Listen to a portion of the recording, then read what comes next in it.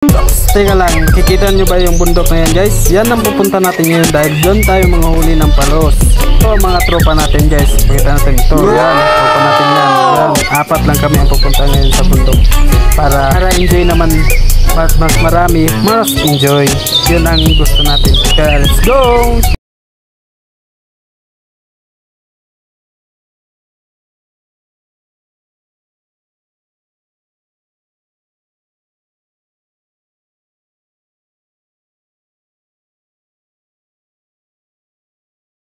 Yung bunga na ito, makakain ito.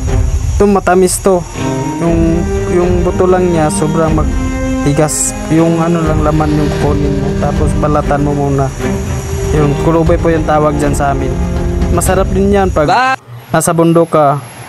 Unang tawid pa lang natin to sa ilog guys. Ito sa ano po, ang tawag nito ay kalawain.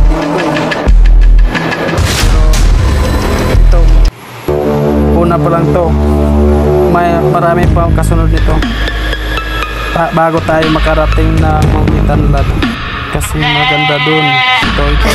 Ito part na to ng Mount Kitanlad guys. Yan, may sign na tayo dito nagkikita. Yan, may babala dyan ang pipili or mga bawal dyan. Kitanlad part.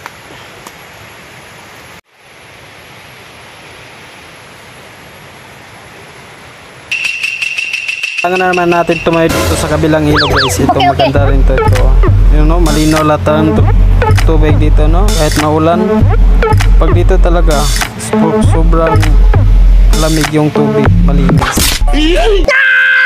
Kaabot na tayo dito sa Kubo guys. Kailangan natin mag-shine, mag-kape, mag-relax muna bago tayo mapatuloy sa ating paglalakbay. Ano, gulay na yan guys, pizza yan. Sa bukid, masarap yan ihalo sa mga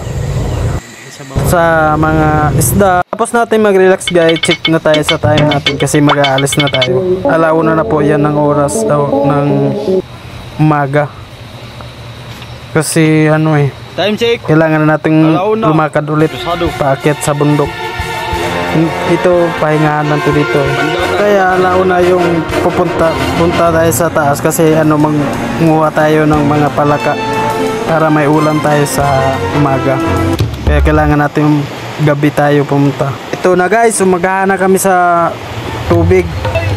Kaya no, nag-relax na kami kasi wala na mga palaka natakot na. Pag ganun na umaga na, wala na, tatakbo na yan sila. Kainan na, nakaluto na pala yung kasamahan natin guys. Ano, ito veterans to dito sa bundok Parang walang pagod sa kanya pag nasa bundok na siya. Gusto niya talaga maggalaw-galaw, gumagawa ng mga kubo-kubo, magluto. Ang bilis nila, parang ganun talaga yung mga veterans na. Yung video na pala to guys, saka na to sa pag-uwi na namin yung pinakita ko na yung nasa gitna, doon tayo nag-stay ng araw.